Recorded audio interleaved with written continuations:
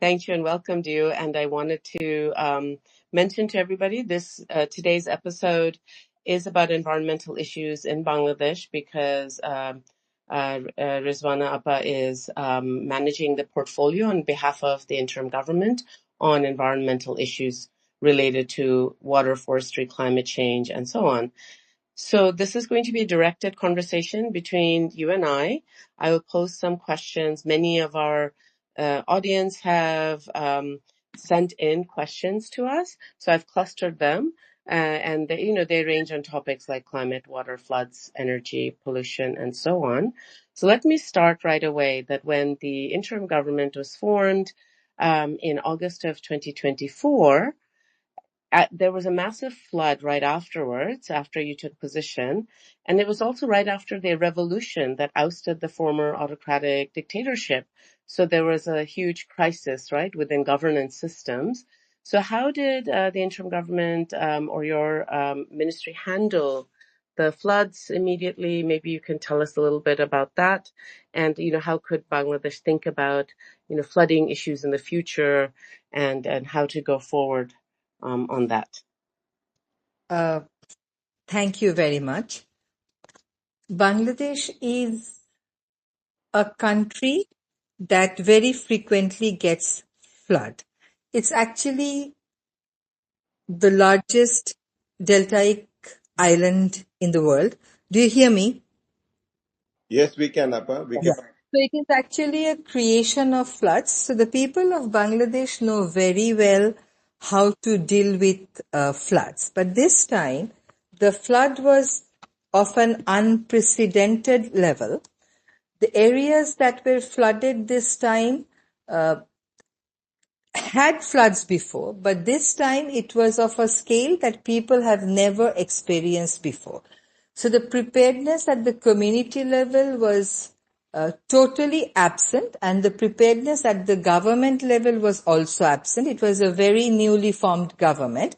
It was still dealing with political crisis, turbulence, and all that. So when we first heard that the area is getting flooded, some of us thought of going to that area, but then we heard that water was receding. But in next 3-4 days, the way the water level increased, that actually, whatever preparedness we had in hand, it just proved to be not enough for the community. So the rescue team, led by Bangladesh Army, was going to the area, but we were, losing all sorts of communication with them.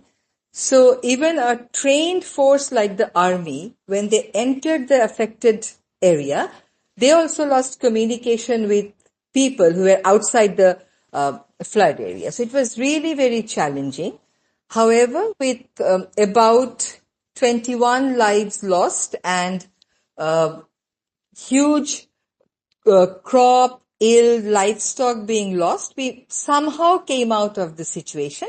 But it was a lesson for us because first it's an issue of long-standing transboundary river water management, and second, we could feel that the climatic changes are making things extra difficult for us. And in this particular flood, people were more frustrated because they felt that if they received some sort of early warning from the neighboring country, perhaps the losses that were inflicted, we could, minimize those to some extent, and we could perhaps avoid loss of lives. So it was tough on the government of Bangladesh, particularly on a newly formed government. We saw that immediately after the flood, food supply in the market was impaired, so the price of food really went up. People were very angry that the government or Bangladesh hasn't really managed its relationship with its neighbor properly. It has not managed to establish the right of the people of Bangladesh over its rivers.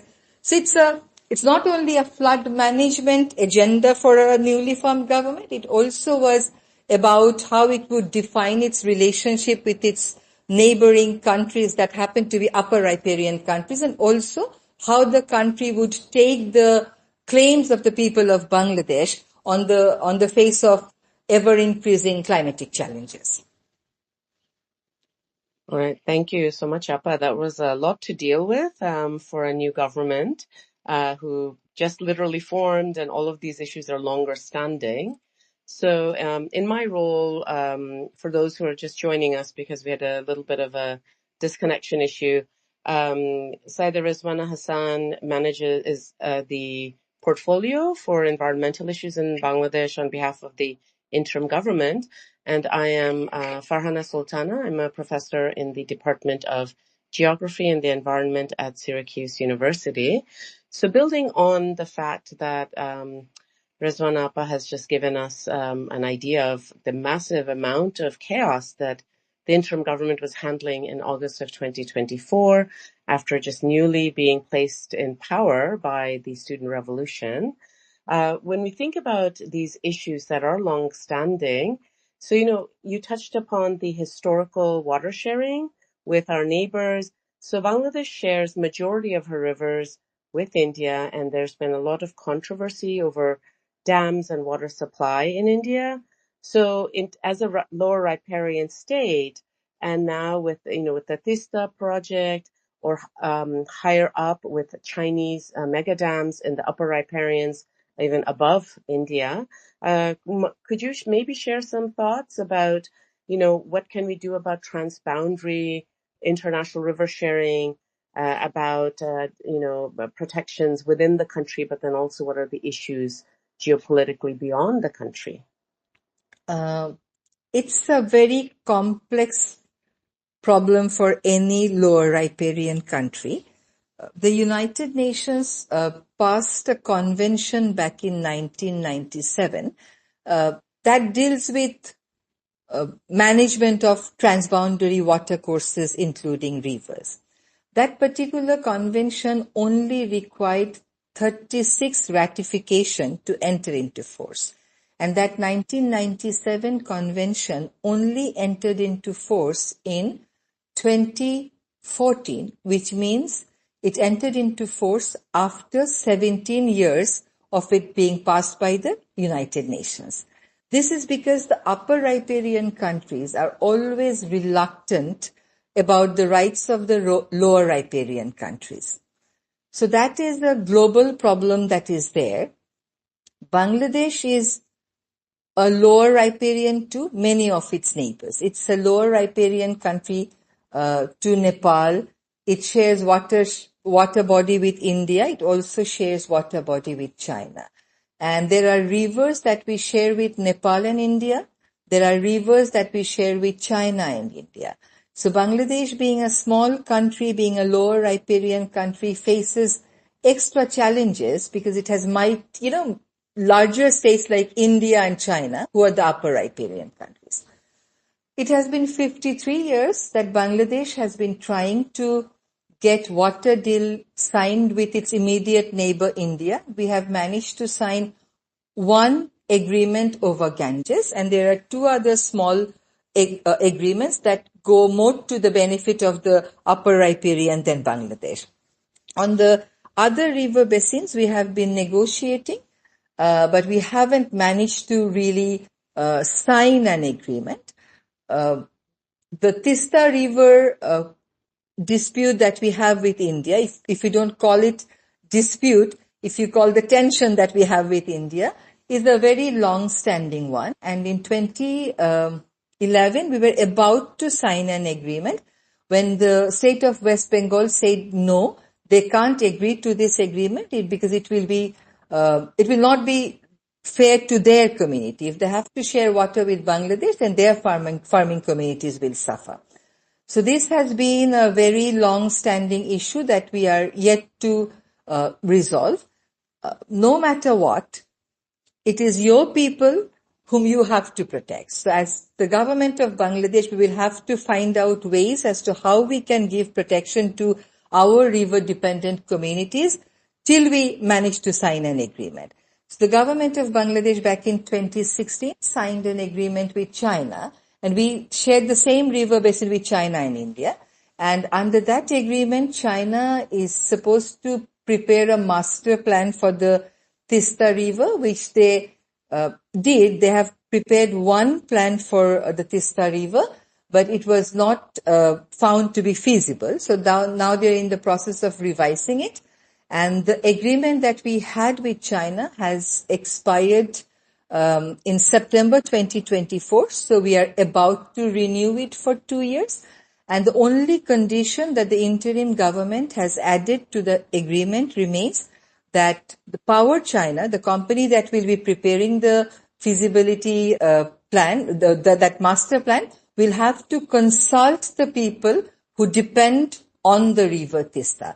And the results, the outcomes of the public consultations will have to be reflected in the master plan that they will be preparing. The other point over which we are negotiating is when should the master plan be submitted. We are insisting that we signed the agreement in 2016 and they have always been asking for extension, so they should be submitting the master plan by 2025 positively. So that is where we stand today. And nationally also we are thinking of some solutions because it may take long for you to get into an agreement with your neighbors, but then you have to protect your own people. You have to ensure that the river-dependent people are getting enough water for irrigation.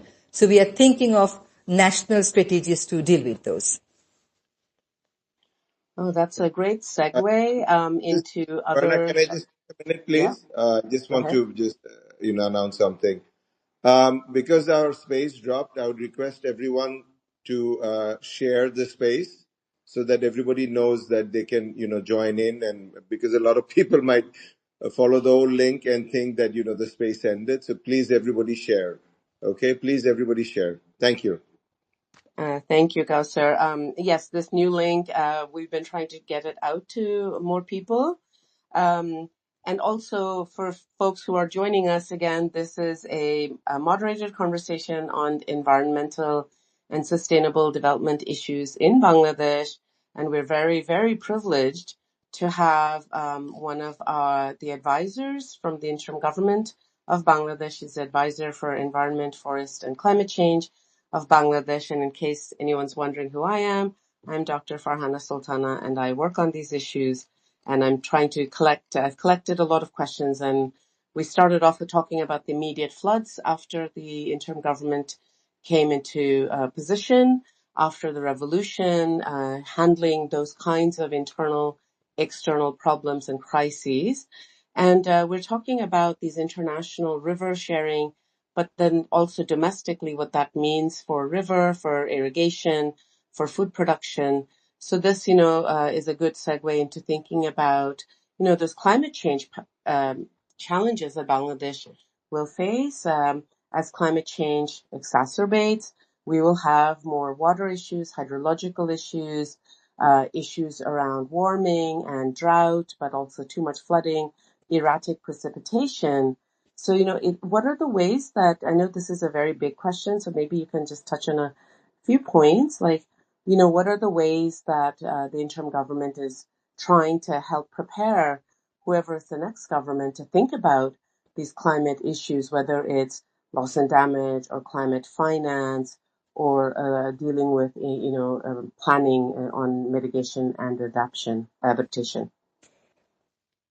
Now, that's a very difficult task because the interim government, being an interim government, it will not have the luxury of preparing plans and implement the same over a time span of 5 or 10 years. We will have very limited time to work on any issue you can think of. So what we are trying to do is nationally, we are trying to ensure that the fund that the government has created, which is called the Climate Change Trust Fund, is utilized properly. Am I still in? Yes, You're fine. Okay. Is utilized we're on properly. mute. There were many allegations that in the previous regime, the funds were not utilized properly. They were misused. They were given to groups who didn't know how to make best use of it. So we are trying to make sure that whatever fund is available nationally it reaches the communities that need it the most. That's number one. Number two is we are trying to make sure that in the upcoming monsoon, we are better prepared to deal with flood situation, because flood is normal in Bangladesh, but the kind of flood that we experienced in 2024 is something we were not prepared for. So we are preparing ourselves better to ensure that even if there is flood of a scale with which we are not very used to handling, we should, there should be community preparedness, there should also be preparedness on part of the government. We are thinking of not really adopting a policy, but really working on an action plan so that the coastal areas are better protected through massive coastal afforestation. We will not have time to do massive coastal afforestation, but if we have a master plan as to how we can do it, then the next government that will take over the responsibility will be able to follow that. We are also trying to find out whether there is possibility for us to get money from the carbon credit schemes. I am not a big fan of carbon credit trade, but I know that it's something that's there, and the people of Bangladesh, through the government of Bangladesh, can get some money that they can use for better preparedness at their level.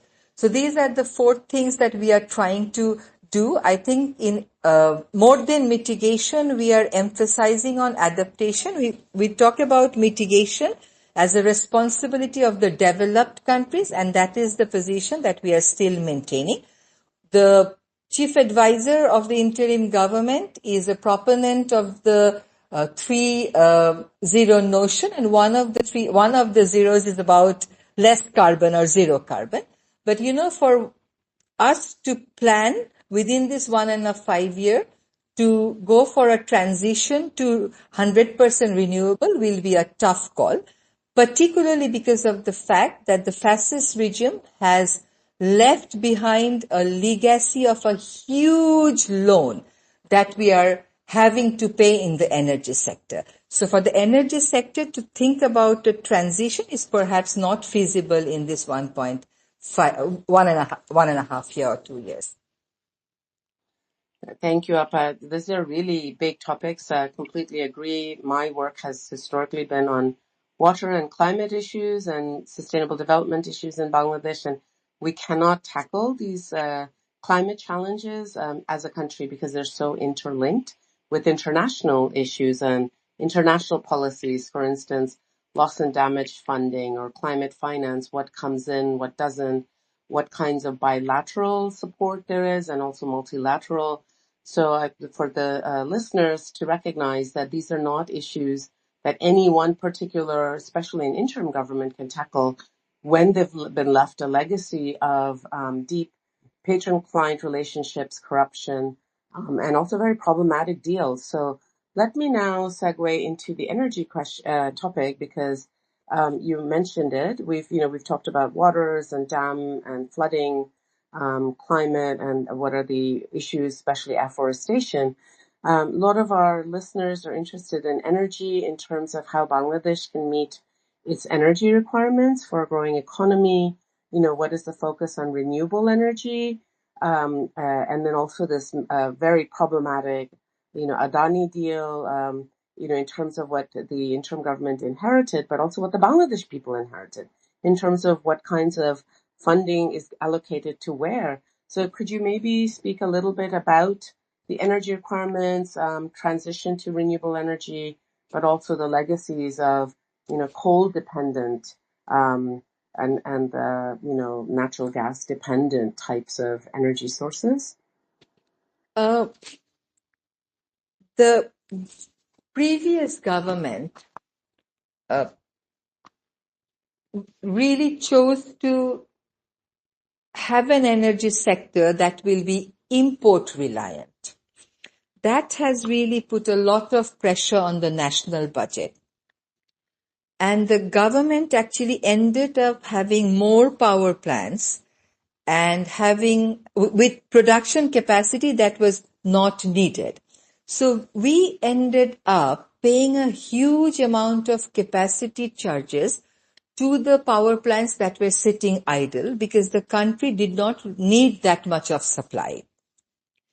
So we have inherited that system and we are having to pay the foreign companies with a huge amount of money, but we are not really getting the energy production from those plants because we simply can't utilize that.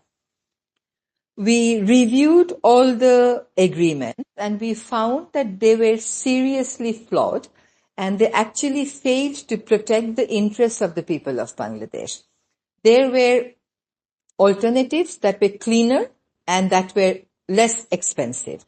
But the previous government did not really go down chose that path. Instead, it chose the path of importing raw materials from other countries. And because the global market went volatile at times, the economy really had to have major hiccups because of the energy decisions and choices that the previous government made. So we are having to, although we thoroughly reviewed and we found that they are against national interests, we are not in a position to scrap all the deals that we consider are bad. We are having to stick to some of the deals that are bad just to ensure that the energy supply is uninterrupted, particularly for the industry sector. But this must not give a message that this government is not at all thinking about having renewable energy in the country. We are in serious conversation with China, and we really are urging them to set up their plants here in Bangladesh for producing devices that you need for production of renewable energy. This will ensure, if that happens, it will ensure that Bangladesh will be able to purchase the equipment and devices that we need for renewable energy at a cheaper price, and also we will also be able to export solar panels and other devices. The government is very much keen to go for renewable energy, but because of what we have inherited, we simply cannot, undo all that without compromising with the energy needs of the society. Because the country is an emerging economy, because we have massive industrialization, we need to ensure that electricity supply to the industries remain uninterrupted as much as possible. And that is why we are having to stick to some of the agreements that we still consider not good for the national interest and for the people of this country. Thank you, Appa. Yes, these are really complex and controversial topics.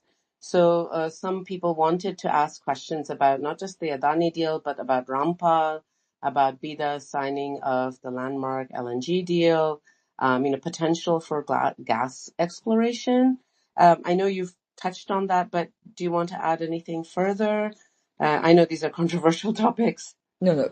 Just one thing, that this government is already investing for exploration of new gas fields in Bangladesh, but that's a time-consuming process.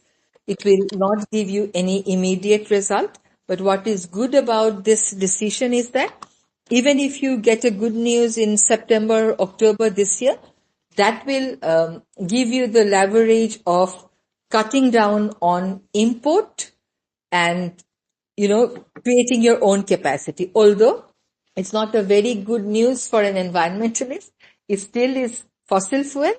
But as said, having your own resource is better than having to import something over which you don't have any control, both in terms of quality, quantity, and price. That's very true. So you are pushing solar, right? So there is some solar. Wrap up cutting the solar, if you don't mind. Just a small follow-up, if you don't mind. Apap, there was I was indirectly involved during the last time that, the Paris Accord was signed. And then they were trying to, there was this big campaign that they're going to go solar and green environmental, right? But when we read all the, the proposals on all the technical details, we found out uh, that the government didn't want the solar deals to succeed. They were all wanting all the solar plants to be installed by the side of the rivers, making it more, flood prone zones.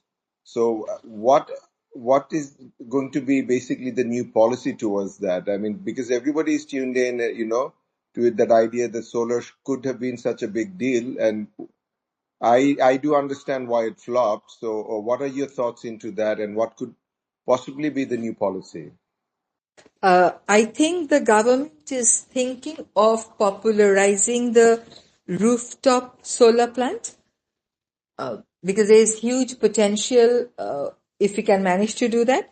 Second is the government is also trying to see if we can have solar plants in our agricultural land. Other countries, particularly India, have done that on a massive scale. So the government is also exploring that, and the government is encouraging the private entrepreneurs to have their own solar system, so that they don't really become reliant totally on the government supplies. So these are the three things that the government thus far has talked about.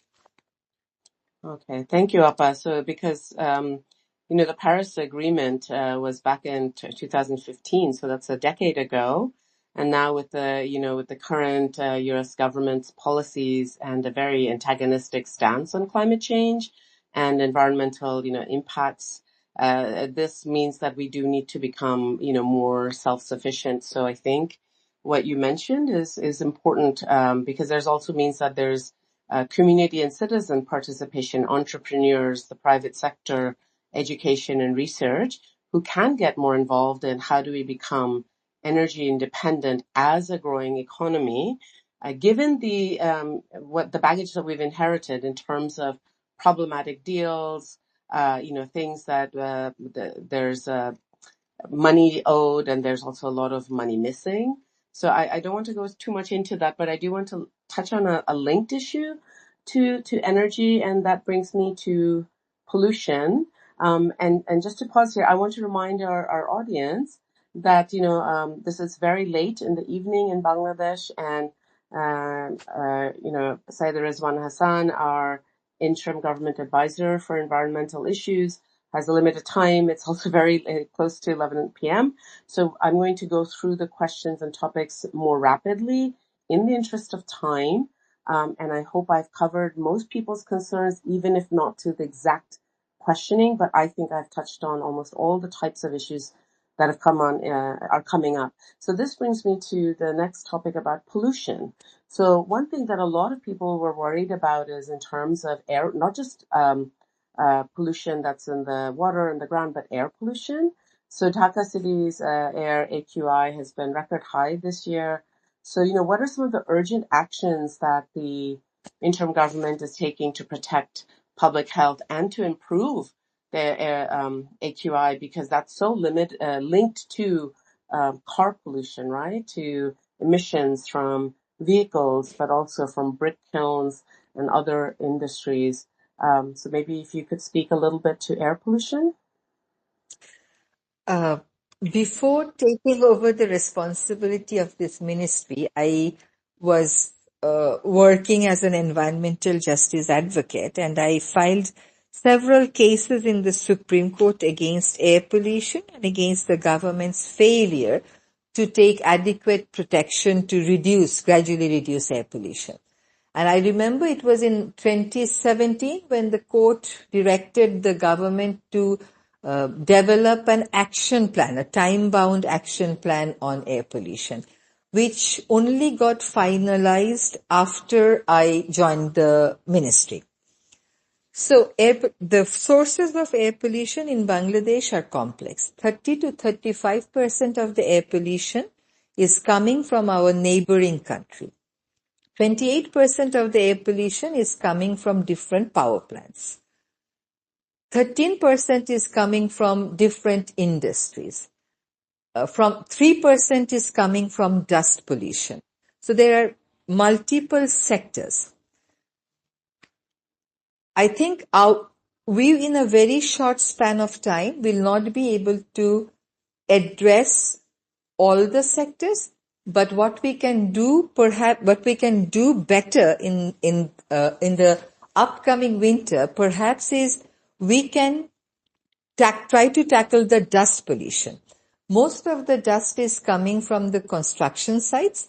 So we have started enforcing the restrictions that we have on placing construction material in public places, keeping them open, not covering them. So we have started to enforce the legal restrictions on those. The other area that we can perhaps address to a limited scale is the brick clean. There are two pockets around Dhaka. One is Dhamrai and the other one is Savar Ashulia. There are many brick fields operating there, and they operate in winter when you actually don't want them, because in winter the air quality is already bad and the bricks kilns start operating in winter. Same with construction. The construction also takes place in the winter because you want to avoid the monsoon season. So one thing is about enforcing the restrictions on dealing with the building construction material. The other thing is we can consider declaring certain areas around Dhaka as brick-filled free zone. And if we can enforce that, just like what we have enforced in St. Martin, then I think to some extent we'll be able to reduce the small particles in the air. For the other things to happen, you need time, you need resources. For example, if you really want to graduate from Euro 2 standards to Euro 6 standard for your fuel, you need major overhauling of your refinery capacity. But for that, you need huge investments. So for the time being, we would try to address the 13% pollution that's coming from industries around Dhaka and dust. Thank you, Appa. This is obviously a question that comes from urban dwellers. But if we think about pollution that's coming from outside and domestically, that's air. But there's also a lot of water pollution and, dying rivers. I know when you worked at the Bangladesh Environment Lawyers Association, again, for our audience, if people do not know, Rizwana is a leading environmental lawyer in our country. She led BELA, B-E-L-A, for a long time before she stepped into this role when she was invited to on behalf of the interim government. So I know you've worked for a long time on these canal grabs and, dead rivers like Buriganga, and also very problematic city corporations. Maybe you could just shed a little bit of light in terms of these, issues around both land and water pollution via these grabs and illegal activities, but also the dumping that happens? Okay. See, the first thing is there is no quick fix for air pollution and there is no quick fix for river pollution. Even in Shanghai, where they have really worked very hard to improve air quality, it took them around 15 years to have very good standard of air. So if we start the activities from today, which we have actually started here in Bangladesh, say 2-3 months back, it will take us somewhere. We will improve some improvement in our air quality in 3 to 5 years. If the action plan that we have finalized in August, if that is religiously followed, we'll be able to at least make sure that people who are coming to Bangladesh are not getting asthma attacks immediately when they land. On river pollution, all the rivers that we have in Dhaka, in and around Dhaka, we have about 7 rivers. All of them are biologically dead. They have chromium pollution, they have heavy metal pollution, they have sewage pollution, they have pollution, plastic pollution. I mean, you name it, it's just there. So tomorrow we are having ADB to share with us their experience about restoration of rivers in Nepal, Indonesia and China. And ADB is committed to help Bangladesh to restore some of its rivers. So we have chosen 4 rivers of Dhaka for the first phase. That again is going to be a time-consuming process, but my effort will be to ensure that we have a concrete plan in hand, we have a deal signed with ADB, and we can kick off the process. Some of our riverbeds have got polythene of 2 to 5 feet. We don't have any equipment to clean those polythenes from the riverbed. But there are technologies that are available. So if we have a very detailed plan and we get external support, I'm hopeful that 7 to 10 years down the road, some of our rivers will get their lives back. On land, 78% of the land here in Bangladesh have lost the essential nutrient that is required because of excessive use of pesticide and fertilizer. It has to be a comprehensive plan, and this plan has to be done by the Land Ministry and the Ministry of Agriculture. I can wish them luck, but I know that they won't have enough time to do a very comprehensive plan on that. But the government is thinking of discouraging the farmers through the extensive agriculture extension department that we have to use certain unnecessary fertilizers like the TSP. So from next season onwards, there will be educational program for the farmers so that they rely less on fertilizers that are not actually responsible for production. That's a great way to segue into another set of issues that keep coming up. Our agriculture policy. I would like to ask just a small announcement, if you don't mind again. So Yeah. everybody, can you share the space so that other people can come in? And if anybody is new to this space and is not following any of us, then please, everybody follow everybody else. Thank you. Thank you, Kawsar. And also for folks who joined late or are finding it's a bit glitchy where you are because there might be connectivity issues, this session is recorded so you can listen to it later. There's so many questions. People want to pick Rizwana Appa's brain, and she's so knowledgeable about this. And I'm trying to cluster these questions. So we've talked about host of issues. So folks who joined us late, please do go back and listen to the recording. Most of your questions probably have been answered or touched on, or at least highlighted in terms of what are the kind of structural and institutional challenges and also timelines. So we started talking about agriculture because that's very linked to both water pollution, land productivity, food security. So when we think about broader agricultural policies, and I know the Minister of Agriculture is not your portfolio, but it's linked to environmental issues. You've worked on this for a long time. So, are there ways that we can think about environmental issues in the agriculture space? So, for instance, pesticide, but also food security. Are there ways, so a lot of farmers are trying hydroponics. They're trying different kinds of agroforestry, organic farming. There's a wide variety, recovery of our ancient seed and knowledge, trying different technologies. So maybe if you could, do you want to say maybe a few words in that connection between agriculture and environment? The government back in 2000 had a policy on organic farming, but I think this is the only policy that no government has ever taken seriously, and they never invited meeting of the committees that have been formed under the policy. So obviously in the government sector, interest for organic farming is not very high, but we are trying to hold a workshop with the experts on how to popularize the organic farming here in Bangladesh.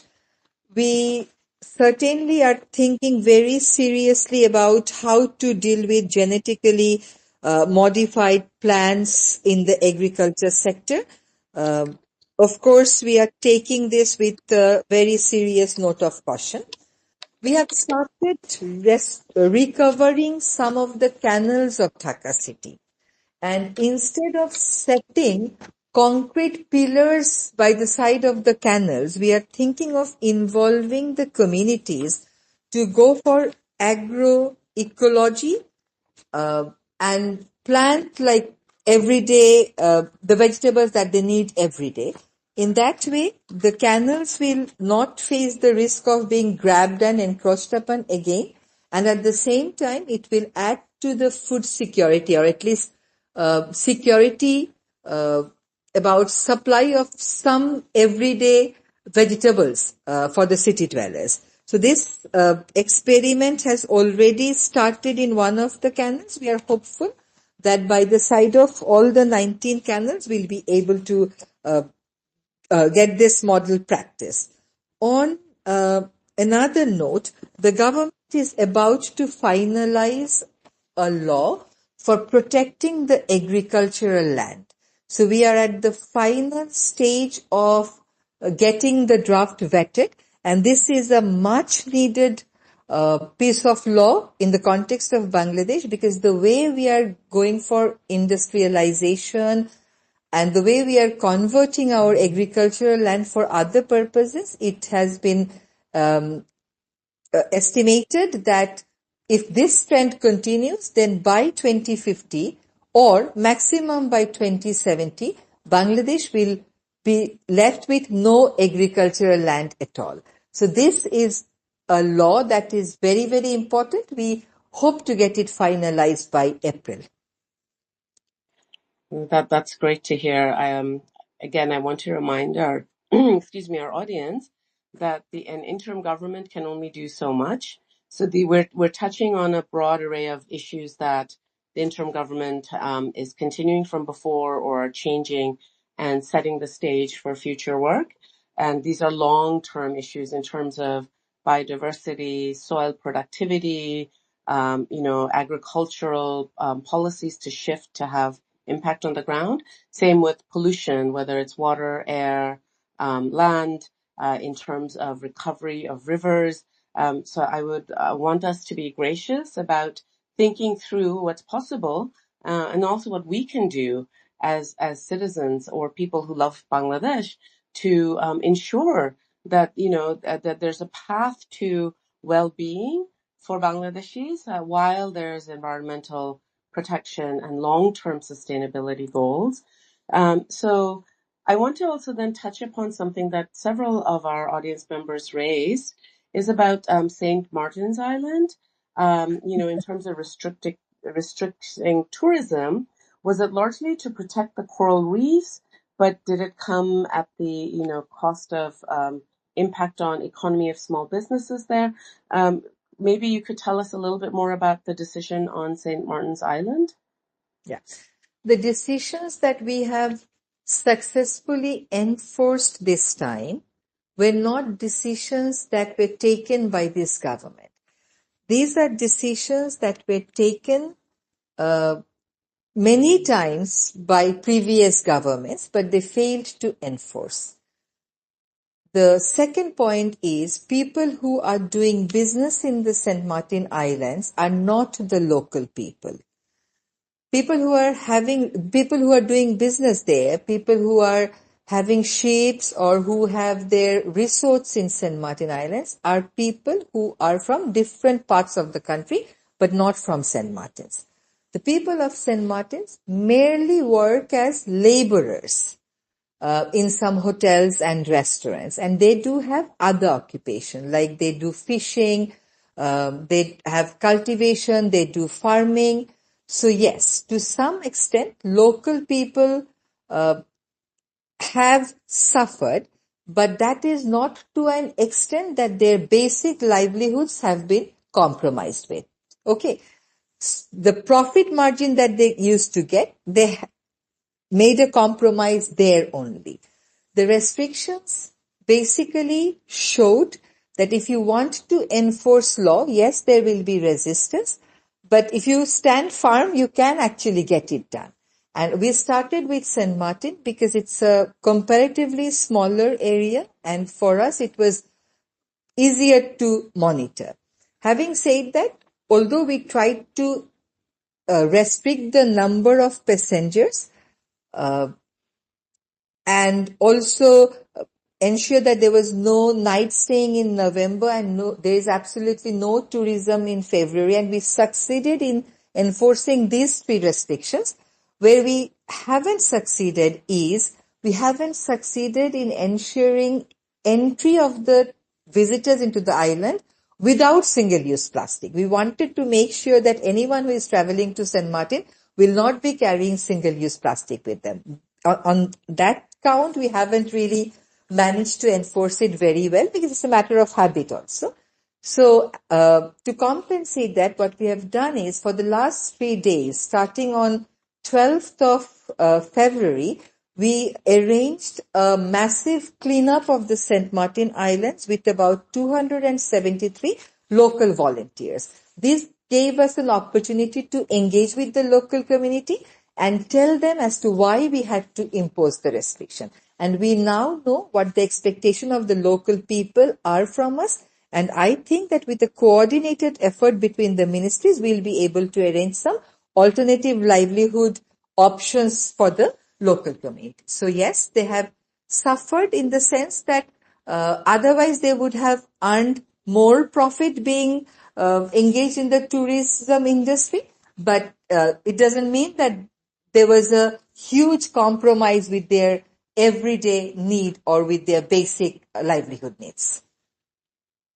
All right. Thank you, Appa. That's a really important point when we think about sustainable development. It is that balancing act of environmental protection with livelihood needs, with progress and development for the country overall. And there's a lot of writing on this, so I invite our listeners to go find the, the scholarly and also the policy documents that talk about these. You should be able to find them via search online, or perhaps go to libraries that have these kinds of material. And if you're interested, there's a lot of material I can recommend. So I'm happy to do that. I'm a professor after all. So I want to be mindful of time because we're at the top of the hour and we promised you not to keep you more than an hour. I wanted to invite you to say a few words by way of conclusion, like what you would like people to know about environmental development and sustainable development challenges in Bangladesh. What would you like to see happen? What kinds of work the interim government is doing, your portfolio is handling, that you'd like to see continuity on? And then also, how do people, citizens themselves, support these kinds of good activities? What things can they do? And then lastly, what mechanisms is the interim government pursuing to push out the messages of success? So, I'll recap. Like what would you like people to think about as parting words in terms of challenges, but also potential solutions? What would you hope to see happening in the future? What could people themselves do to support this? And what mechanisms could exist to push out the messages of success? Before we close out with you. Okay. Environment is often seen as an enemy of our development endeavors. I want everyone to know that that is not really the case. If there are proper checks and balances, we can do development, and at the same time, we can protect the environment. You can build 100 multi-storied buildings, but you can't recreate a river. So when we think about development, or when we do our development plans, we must keep environment at the center and rearrange the development plan, and not the other way around. We can't just put economic development at the center and try to win over nature. This does not happen. It has never happened anywhere in this world. Every time we try to win over nature, we have definitely failed. So we must not try to win over nature. We must respect the rules of nature, and we must not destroy ecosystems that we cannot create. You can create 100 tannery industries, you can create 200 other industries. You will not be able to recreate a hill ecology or a river ecology. So you have no right to destroy something that you cannot create. That's number one. Number two is, I think the interim government, I hope that the interim government will be able to lay very strong foundation for addressing some of the long-standing issues like air pollution and river pollution. We would sincerely hope that the next government, which will be an elected government, will follow that action plan and will take all of us along in implementing the plans that we'll be developing. The third point that I would like to emphasize is citizens' engagement.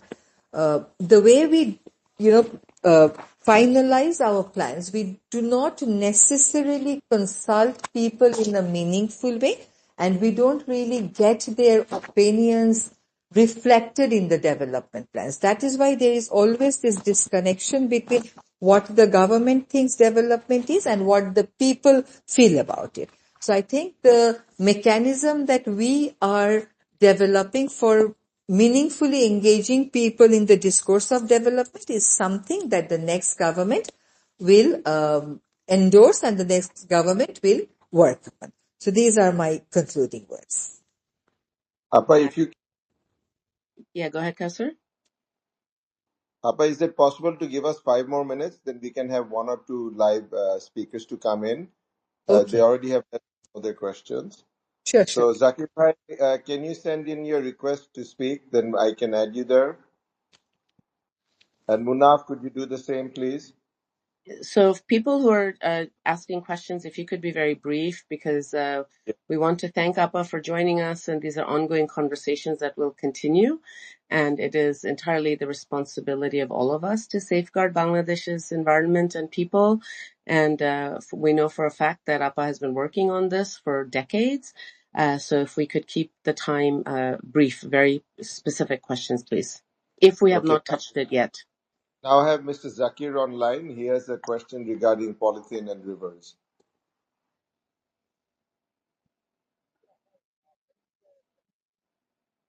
Zakir, you're online. We cannot hear you, please. You have to be louder. You seem to be having some sort of problem. I think Zakir's question was actually addressed in terms of river pollution. I think his concern was about polythene cleansing, and Appa mentioned touched on that briefly, but it's a very specific technical question, I think. Okay, I have Munaf in now. So 2 or 3 just we want to take. Munaf, if you could. Yes. So thank you for giving me the opportunity. So Assalamu alaikum, Appa. My question is, in environment is like one of those sectors where you must have experts, right? And you being at the top of this ministry, I think was one of the few perfectly matched advisory hirings. However, with the last few days, what's happening, we understand the interim government term seems to be ending at the end of 2025. Like that, that's how it looks like at this point. So we, like some of us, I think I would personally also very strongly feel that we need to be now again prepared for what's coming. So my question to you is, what will be like the top 2 suggestions for younger people and like concerned population to prepare themselves so that so that they can keep holding the authorities accountable to take the right action and like never again get into situations similar to becoming heavily import based for our energy deals like the Adani deal, because I think this has been like a massive disruption which we will probably be facing the negative side of these sort of things for years to come. So yeah, so my question to you is that I think the younger people should rethink the whole notion of development. Being from Bangladesh, that our parents would teach us that if you have a good car and if you have an apartment to your own, that should be the ultimate goal of your life.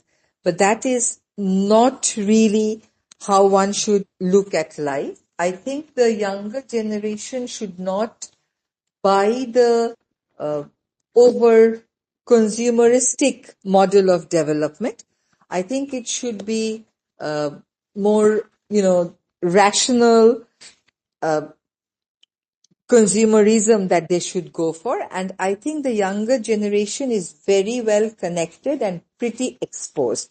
Things that we didn't know, they already know it by virtue of internet and connectivity. And I think the younger generation of Bangladesh have very rightly made themselves relevant. I don't think there is any policy decision that any government will be able to take in future without involving the younger generation. And the entire credit of that goes to the younger generation because they have made themselves relevant and they have made themselves heard. So I see great possibility there only if they can connect themselves to the right set of thinking, only if they continue to keep asking questions, then I think they'll get the right answers end of the day. It is very important that they remain engaged in the entire discourse and do not give up hope very easily. I have been fighting as an environmental justice advocate for 30 years. I had to fight a legal battle for 22 years just to get the Hazaribagh tanneries relocated from Hazaribagh to Savar. And now I am fighting another legal battle to ensure that the Savar tannery estates operate properly. So I don't think that the younger generation will need that long a period to get things rectified. They have to organize themselves better. They have to remain connected. They have to get ideas from all over the world and then decide between right and wrong. Because it's a generation that will be facing the effects of climate change. For our irresponsible behavior, I think that this generation will be forced to be environmentally more responsible. Responding to your question with regard to how to make the government accountable or how to ensure that the governments remain accountable, I think the younger generation should participate actively in politics. In our generation, we lost hope in politics and none of us thought of joining politics because we thought it's not a very clean or a good profession. But I think this younger generation is politically much more motivated. So they must not think that politics is someone else's job. If they want to fix the system, they have to take on the responsibility. The onus will be on them, so they have to actively engage in political discourse. Appa, can you take another couple of questions, or is it too I much think for you? It's a bit late, I think, Kawsar. Okay, one more, Appa, please, if you don't mind, just one more. Okay. Okay, very, very quickly, because I don't want to keep Papa. Okay, Tofal bhai, please go ahead. Assalamu alaikum, Rizwana Hasan. London Sileti Manush Afnara, we're খুব proud. We're very proud that one of us is there. So thank you. Sileti Matanai, Shobe Bustanai. So anyway, listen, I'm going to give you a personal example, but it's indicative of a problem shared by thousands.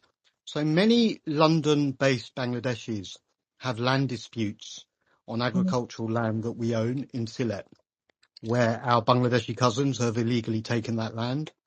And what that means is, A, we don't have our land, but B, it's not being used to deliver full productivity. That issue is prevalent across all of Bangladesh, to the extent that if I estimate, in Sylhet, I imagine 25% of the total land is not being used to its full potential because of these disputes. It would be amazing if the interim government could start a process to unlock that land potential. It's certainly something that the new government needs to do. I was wondering what your thoughts are on that. Thank you. I think that's more a suggestion than a question. And I think the interim government will get the proper digitalization of land records done.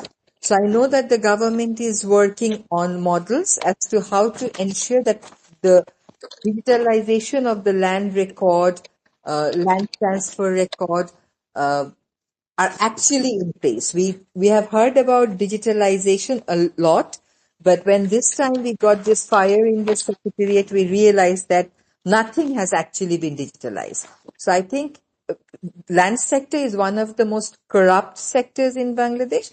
The interim government is seriously thinking of making it technology based and not keeping it reliant on officials who are known for their corruption. I'll pass on your message to the land advisor. Thank you so much. Thank you, Thank you Appa. so much. Thank you so Yeah. much, Appa, for joining us. There are way more questions. We hope that you will come back and join us again. This was very educational. It was very important for people to understand that these are complex issues. They can read and learn more, that they can get engaged. And we're very, very grateful for you to give us time past 11 p.m. at night. So thank you, and Assalamu alaikum, Appa. Thank you, Appa. Assalamu alaikum. Assalamualaikum. Have a good evening, Appa. Ji. So we can still stick on and discuss within ourselves. I'll open the floor to a couple of speakers. So there was a lot for us to, digest about what Appa spoke about for more than 1 hour and 10 minutes.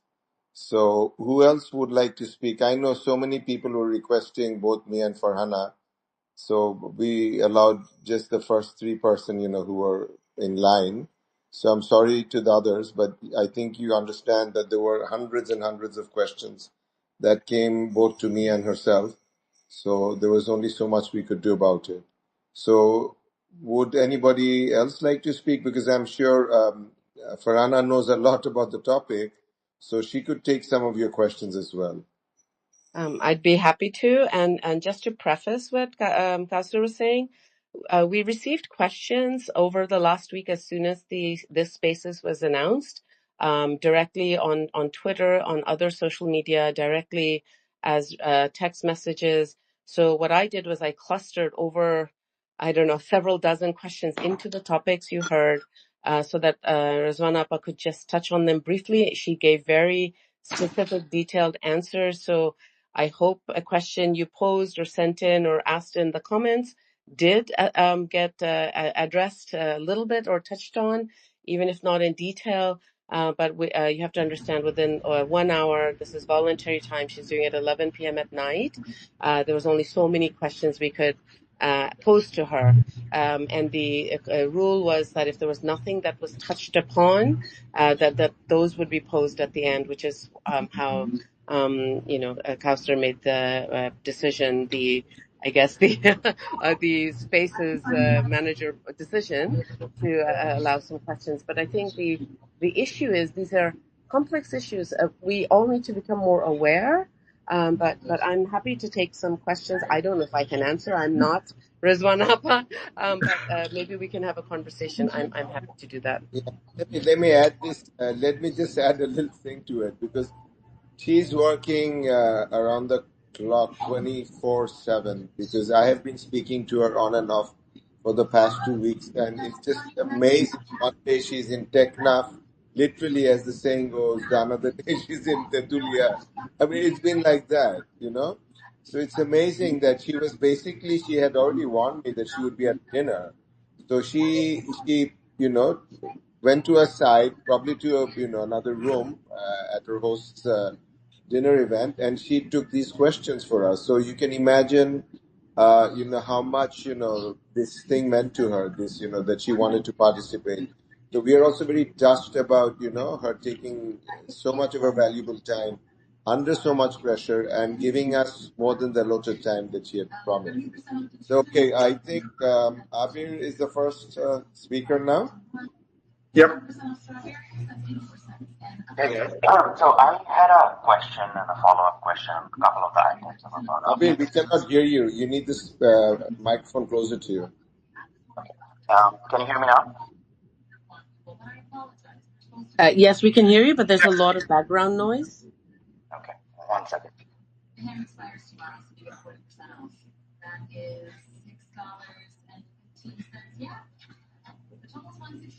Okay, hi. Is this better? Can you hear me now?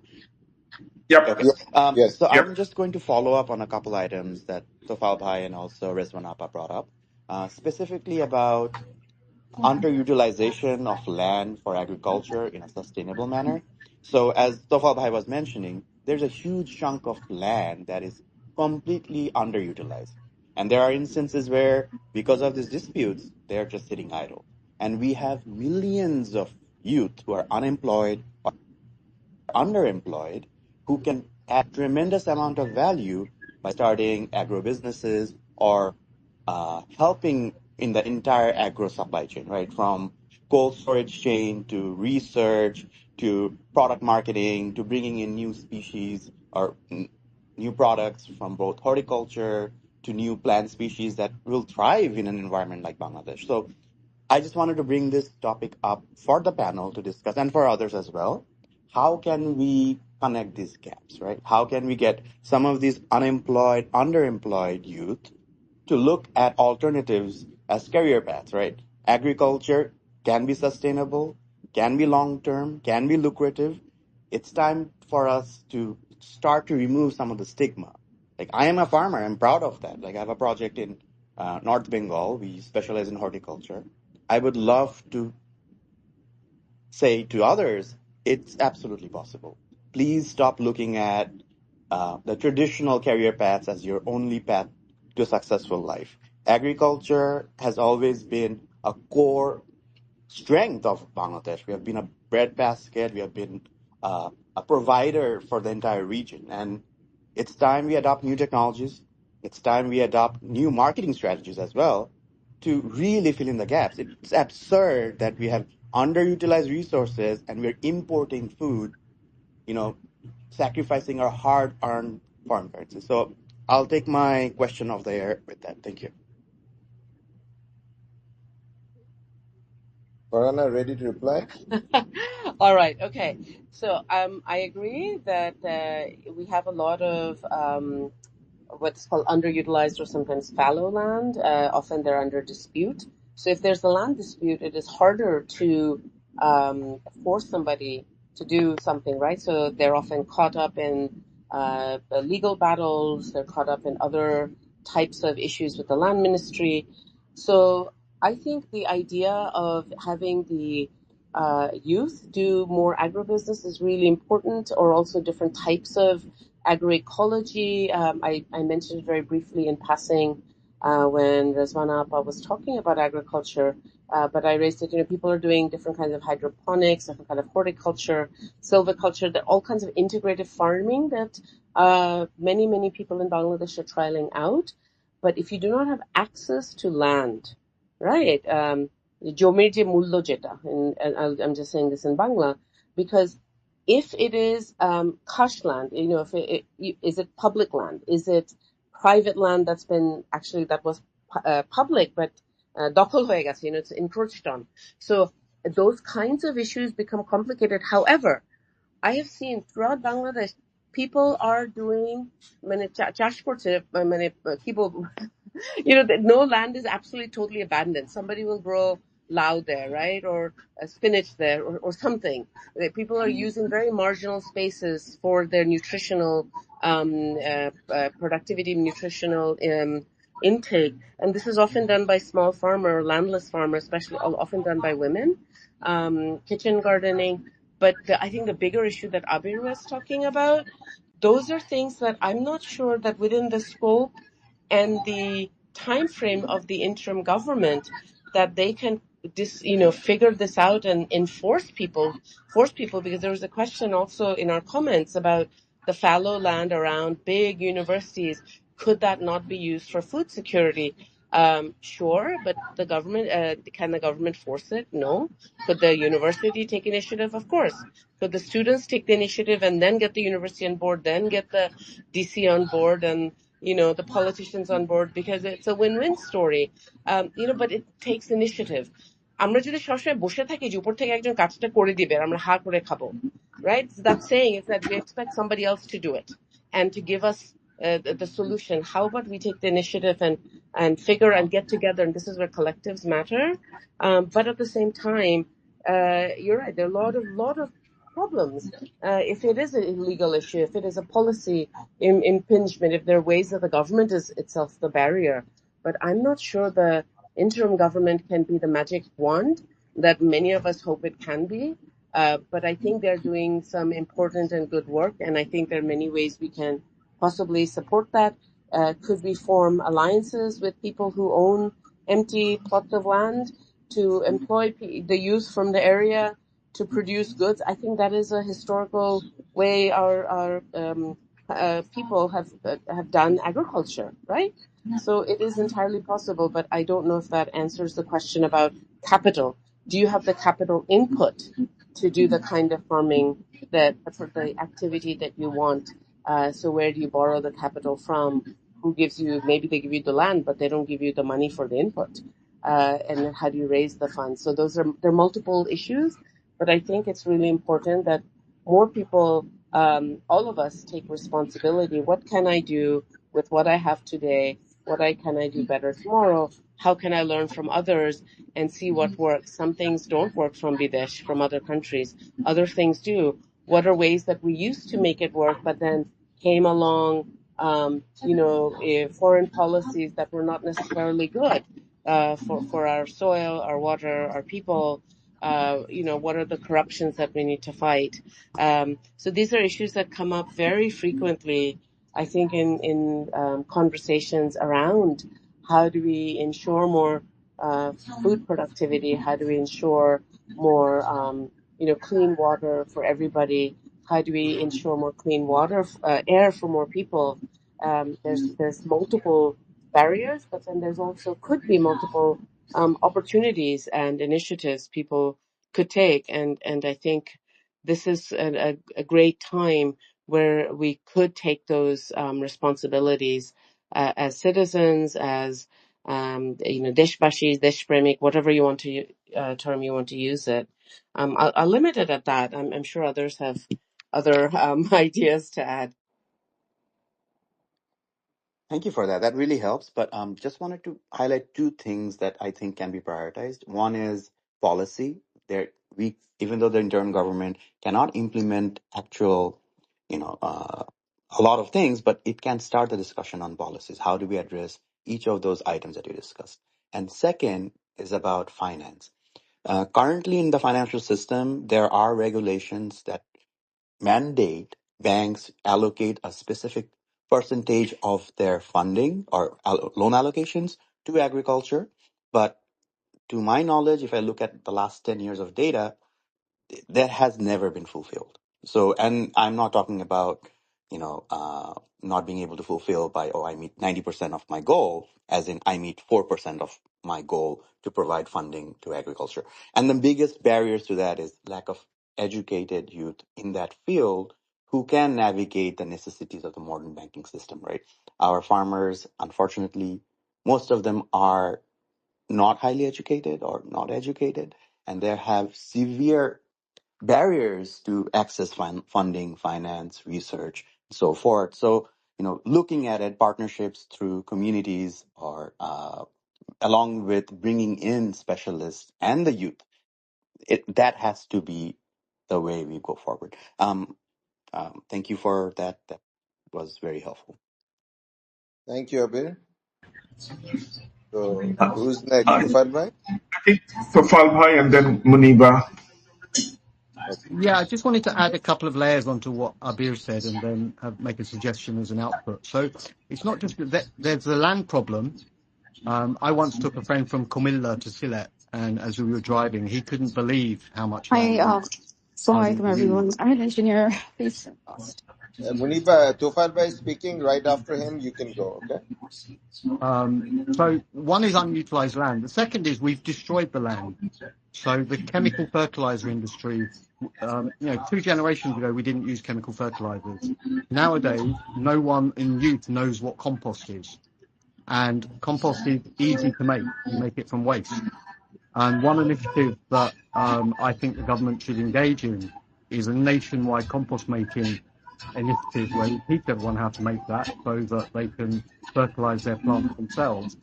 And then the other idea I had, which was Bangladesh going all organic and making only organic produce for the export market. Organic produce sells overseas for 5 times the value of the same stuff that you make on the land. So in that would be a massive wealth generator and a massive generator for forex.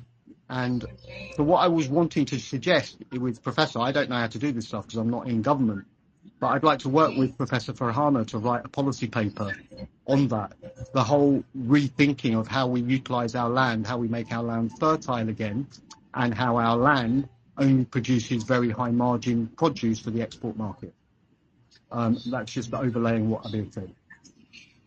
I think UBINIG and other farmer cooperatives have been working on revitalizing the land in terms of using organic fertilizer, compost, well, from compost, and also training farmers to focus on those kinds of practices that doesn't rely on very harsh chemicals that effectively end up killing the land. So I think these are issues that we can all read up on more on the organic farming initiatives in Bangladesh. There have been several over time, but the policy paper idea is, I think, really important. This is something to be taken up, I believe, with the Agriculture Ministry. I don't know who heads that, but in terms of thinking through individual initiatives or private citizen initiatives, going to what Abir was saying, that yes, policy is important, finance is important, which is the capital I mentioned. You have the capital to do this kind of work, but also guidelines. How do you do it? Who's going to train them? So, like BARI, the Bangladesh Agriculture Research Institute, or the Extension Services, are those spaces where there could be more of this. And the other challenge is also young people have almost been indoctrinated over the last, at least since the 1980s, to think about farming as not a desirable profession, as a livelihood, or they do it on the side, or they've inherited ancestral land and they just lease it out. They might have, like a village home or a resort there now. I mean, I hear resorts are very popular, but is that also then harmful for the land? I would rather see if people are employed gainfully, absolutely, rather than absentee landlords, which is a huge problem in, let's say, Latin America. It's also a problem in many parts of Bangladesh. Absentee landlords, they own huge tracts of land, but they're just not there and they don't care about what's happening. So then different people utilize it differently, or they don't allow it to be used, or they just allow, sharecroppers to continue the farming. And it's most likely they're using GMO or different forms of inorganic pesticides and fertilizers. If the pesticides are killing the soil productivity, the biodiversity, which then leaches into our rivers and waters and groundwater. So these are very interconnected issues that anyone who is interested in environmental issues, there's a ton of writing on this, often in English. Some can be translated into Bangla. The policy documents are most likely in Bangla, but they're also in English. You may have to dig around a little bit. But there's also a lot of NGOs. Don't forget, Bangladesh is one of the most highly NGOized countries. So NGOs have done a lot of research. They have put out a lot of reports, white papers, study reports. They have collaborated with the government to produce policy documents. So instead of reinventing the wheel, it might be worth, digging into those to see what's there, and then how that can be built upon and that can be shared, and then what kind of support we can lend instead of, again, trying to do it entirely ourselves. We can certainly learn from those kinds of collaborations between academics, NGOs, government bodies, farming communities, extensions, but also, local CBOs, community-based organizations. There's a lot already out there. I think we need to take the best of what's been done and is happening, but that may not be happening on a large scale, because a large scale part of green revolution agriculture was the irri rice, and part of that was extensive network of irrigation because it needed more water. It was not always flood tolerant. Our ancient rice breed was more flood tolerant, but we needed more rice production for a growing population. We had to feed our people. So, all of these things kind of merge into each other. They're all very interconnected. So I think this is what Rizwana was trying to highlight. The complexity involved arises from the fact that you cannot fight nature, but we have been fighting nature. So how can we do more passionate to the land, care for the land, care for the water, and the land and the water will care back for you. I'll leave it at that. Thanks, Farhana. Next, it's Muniba. You're on. Assalamu alaikum, everyone. My name is Muniba. I'm based in Boston, but I often visit Bangladesh. I grew up between Dhaka and Cox's Bazar, as my Nana Bari is in Cox's Bazar, so I have deep ties to the local community there. I've seen firsthand how environmental policies can impact their lives. The claim that Rizwana Appa made that only local people are getting impacted it's not true. Local people, like only non-local people are impacted when she cuts down on tourism in St. Martin. That's not true because local people like ship operators, restaurant owners, lodging service workers are losing their livelihoods because big businesses can no longer afford to pay them. At the same time, non-local business owners who have taken out massive bank loans to sustain their operations are also struggling financially. Yet only one group's suffering is being acknowledged while the other is being completely ignored. Economic devastation should not discriminate, and it should not be dismissed based on where someone is from. Meanwhile, Bangladesh is facing its worst air pollution in 9 years, as we have discussed. People are paying the price in Dhaka. My 6-month-old nephew has been suffering from severe bronchitis due to Dhaka's poor air quality for the last 2 months. As we all know, Sidra Javeen recently lost her life to an asthma attack triggered by dangerously high pollution levels in Dhaka. Every day, people are getting sick and dying, yet there is no urgent intervention at the scale needed. Environmental policies like this must strike a balance between conservation efforts and the economic realities of the people impacted. Both local and non-local people are losing their only means of survival. And at the same time, air pollution continues to claim lives in Dhaka and elsewhere. Ignoring this will have devastating long-term consequences. I'm not expecting an answer. I just wanted to voice this concern because these issues should not be overlooked. I don't think these issues are overlooked. I think she was very clear about where the pollution is coming from and what they can do. And she lives in Dhaka. Many of us live in Dhaka, so we completely understand these. But I don't know how you completely clean out the air pollution in Dhaka overnight. And this is also it's bad in the winter, and it's not as bad in the summer because of the rain. So part of it is also atmospheric. If we had more rainfall in the winter months, more of it would leave. It would not be, air particulates. But it's also the number of vehicles, the cars, the brick kilns, the dust. A lot of it comes from outside of Dhaka. But, could we ask more people to wear masks like they do in Japan and China? Sure. But you can't force people to wear masks, right? We saw that during COVID. People were not willing to wear masks. Only some people do when they're outside. Now you actually see in January more and more people on motorbikes. We see the rickshawalas, the motorbike drivers are masking up for their own health. Students are masking up when they're outside so that they don't fall ill. But I don't think this has been building up over time. If we banned all the cars on the streets of Dhaka, so when there was the COVID lockdown, air pollution did fall because there were fewer activity like that. So it is that balancing act of public health. But then people were not earning. Rickshaw pullers were starving. There was no income for, kamlas, for day wage laborers. So, I don't know if any one ministry can do this or even one government. I think it's a long-term issue. How do we reduce the number of cars? One is having more public transportation. Will people use more public transportation? No, you're seeing more and more wealthy people have more and more cars in Dhaka. The number of cars in Dhaka seems to double and quadruple every other year. So that is more particulate air issues, absolutely. And then how do we protect ourselves? How can the government turn around and say ban cars? I think there will be a mass uprising from the wealthy who will probably kill anybody who says no one can put cars on the road. And that is also an impact on economic activity.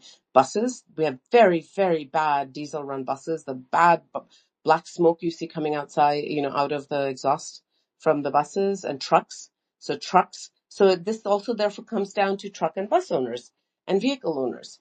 How are you ensuring that you have the using the right fuel? You're having the right way of ensuring that you're not producing those particulates from brick kiln owners. I was on traveling on the Shitalokha River, and and Buriganga just December.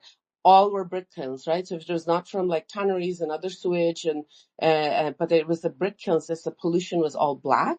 And I'm sure people understand this. So these are not things that I don't think any one government can handle immediately. These have built up over time, and it will take public perception to change, public desire for hyperconsumptive lifestyles. So can you do with one car instead of four? The very wealthy will probably say no, right? The middle class will probably say yes. The lower middle class will probably say, I don't own a car. I'm, rickshaw based or baby taxi based. Oh, so that's another one, baby taxi pollution. So these are all these complex issues that are caught up in economic growth, development, class structure, but also just in terms of the industry around it, in and around Dhaka, and also the fact that we don't have rainfall in the winter months. But absolutely, could we do more to reduce air particulates? I agree. We need to do more. And it's a question of what are the different angles from which we can approach this. And I think, yes, it would be very important for the ministries involved to set up the guidelines. So that would also come from the transportation ministry, also from environment, and definitely also from private citizens, or rather private companies, bus and truck owners, everyone involved, and owners of industries. Why are they not scrubbing their pollution effluent? Why are they not scrubbing the stacks? Why are they letting it all out unfiltered? You know why? Because the scrubbers cost money. Not everybody wants to do it, but we should. So maybe that is one way to do it. Enforce a policy where you cannot be polluting.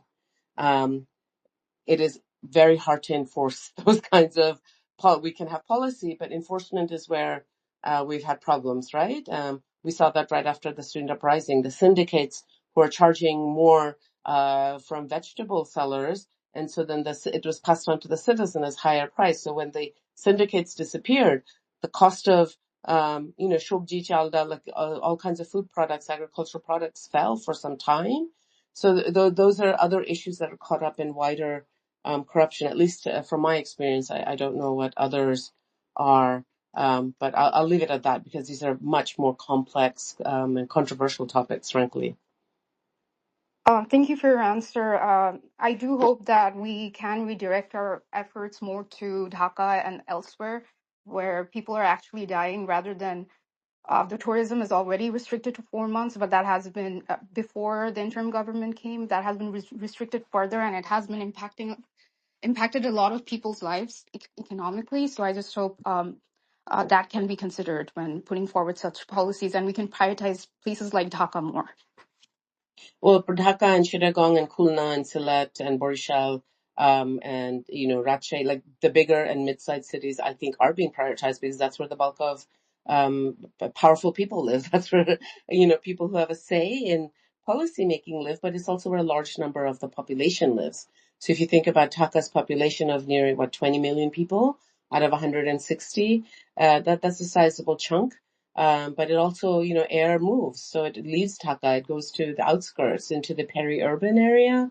So we have pollution there as well. Also the mid-sized cities. So I think those are issues that need to be handled, and these are the kinds of questions we should be asking all our governments forever. And yet for many years, for 15, 20 years, these are the questions that were not being asked. Or if they were asked, they were in plenaries and sessions and workshops headed by governments and NGOs and, Dhaka University, Jahangirnagar University, or in Sylhet or Borishal or Chittagong or Rajshahi or Joshua. But, and there would be great conversations, great ideas, and then what happens afterwards? So I think this is where I keep coming back, that to what are we doing? What are each of us and our, friends and family? How can we educate other people?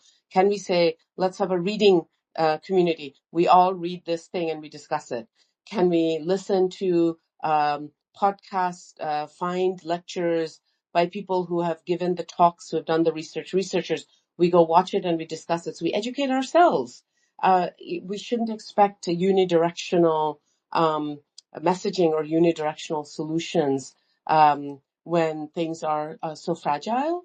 because I think after the government fell in August, the new government coming in, they've been fighting fire on so many fronts that it's amazing that they're still even functional. And I think for at least on the environment, forestry, climate, and water that Rizwana Appa leads, as I think Munafar Mainul mentioned, that she is the most qualified person to lead those ministries, right? In terms of expertise, in terms of international reputation, expertise, but knowledge. I mean, look at the level of knowledge she had while she's at a dawat, right?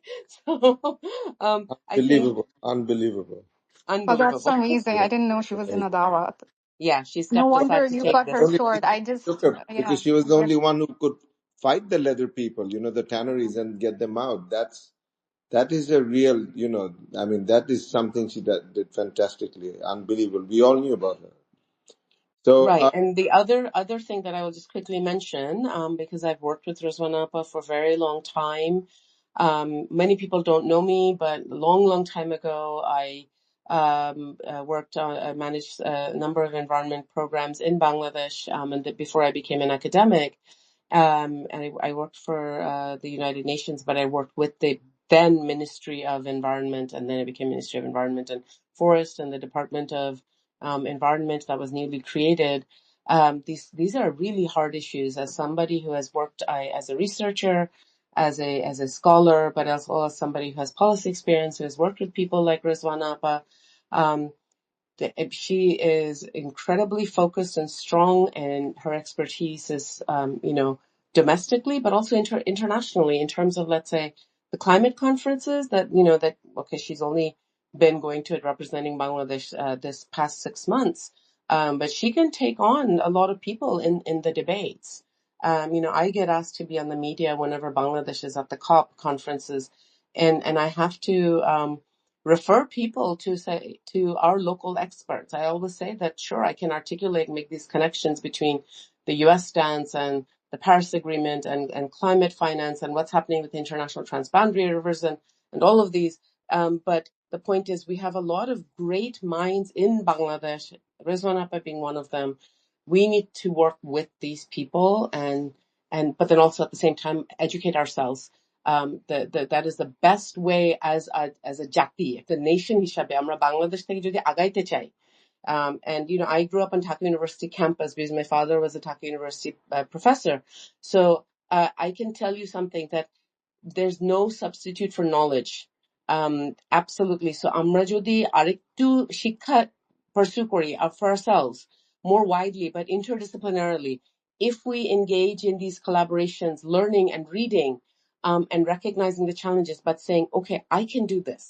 I can do this with these other people and I can do more. But where are my biases? What can I understand? How can I learn from others? And how can I also learn globally from other places?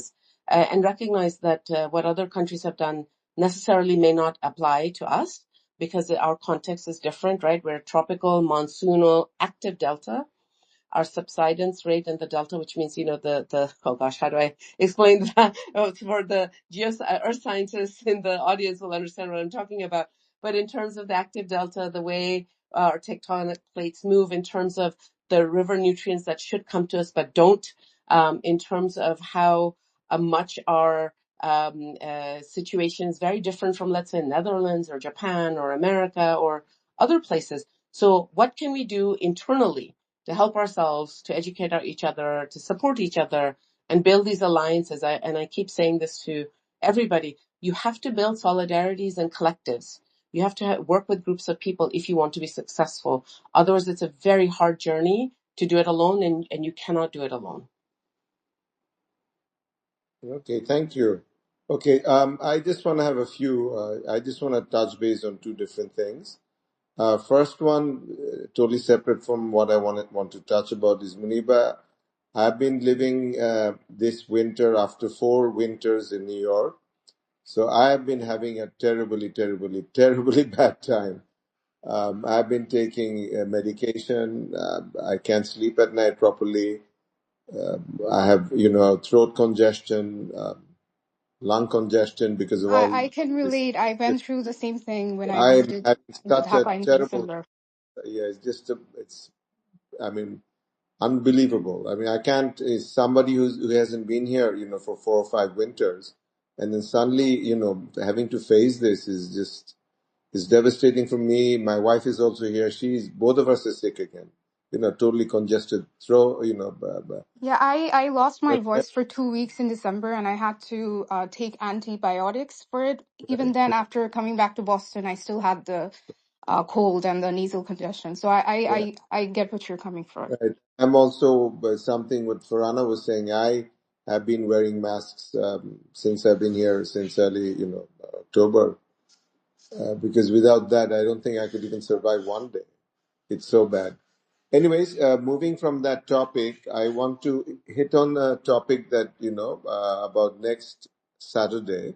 So next Saturday, we are getting our keynote speaker is going to be Sohail Taj, and he wants to discuss about all the atrocities in detail and his own from his own point of view also, and we also want to hear from different people their experiences. So we would like everybody to send in their questions beforehand so we can prepare for that. But eventually, I want to do, well, our alliance wants to do something very different as well, because we've been doing this in spaces. So, because in spaces, it is basically we're only podcasting through voice medium, right? So we want to make a very good presentation for everybody regarding some of the incidents, to highlight some of the incidents, in fact, during the revolution, during some of the deaths. We want to put a presentation together which would include video and photo images, maybe some interviews of people who actually got injured, people who died, maybe their relatives or friends can talk about the incidents. We want to put a whole collage, a story, because people are actually starting to forget everything that happened during July and August. So I think it's a good time for us to give a visual and video representation of the facts, because now Amu League and BJP are, their bots are trying to explain to us, lie to the world, in fact, that that nothing happened and everything was a lie, right? So we want to put something like that together. So my request is to kindly share what I'm saying right now, and our team would be open to conversation with everybody, so that we can put something like this together. And when it's ready, we'll put a beautiful presentation together, and we shall be broadcasting that not only in Spaces but also Facebook and YouTube, because we want a bigger audience to see that. And again, the intention is that so that the bigger audience can see that, and then we'll request them to join X.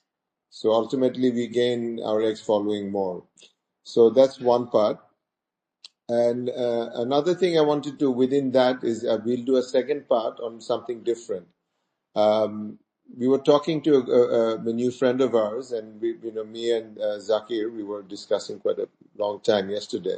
So it's all about how the Godi media, they're using all these statistics, all this information.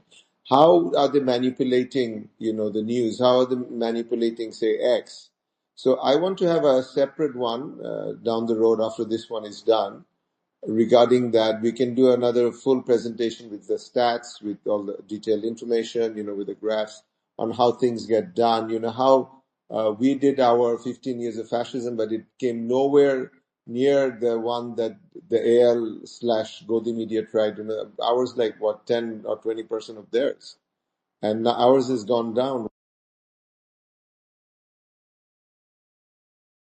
So that's the second. And third thing is that I wanted to touch on the the solar projects issue. Rizwana Appa didn't really touch base, and I was a bit, distraught basically with that, because I was hoping that they would say that they were really gonna, go into renewables in a big way. I was trying to, I did some research many years ago on this when the Paris Accord got signed, and I was thinking maybe we could do something like that.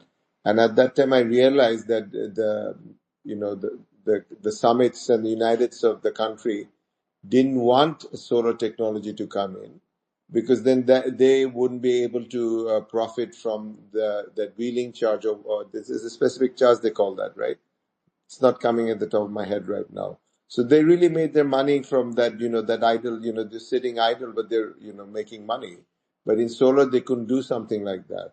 So there were all these, basically red tape that wouldn't allow any decent company to be able to, start a solar project properly. So that thing really, it bothered me a little bit, but I wanted, maybe later on we can have another discussion as to actually what they're planning regarding renewables. So what I could understand from her is that she's more, they want to, basically this government wants to look for natural gas, which actually does make sense, but I don't know how much of the natural gas we'll be able to find in this country. So that's my take on that. I think I'll end there. So, Farhana, do you have anything? Kawsar, can I Yeah, just make a quick yeah, announcement? Kawsar, if I can make a quick announcement because I have to go. okay. Um, I just wanted to thank everyone for joining and for giving me the opportunity to host this session. And hopefully we'll have another opportunity to talk about these issues. They're so important, right? Everything from air, water, land, agriculture, energy, all of it. It impacts all of us and our families in different ways.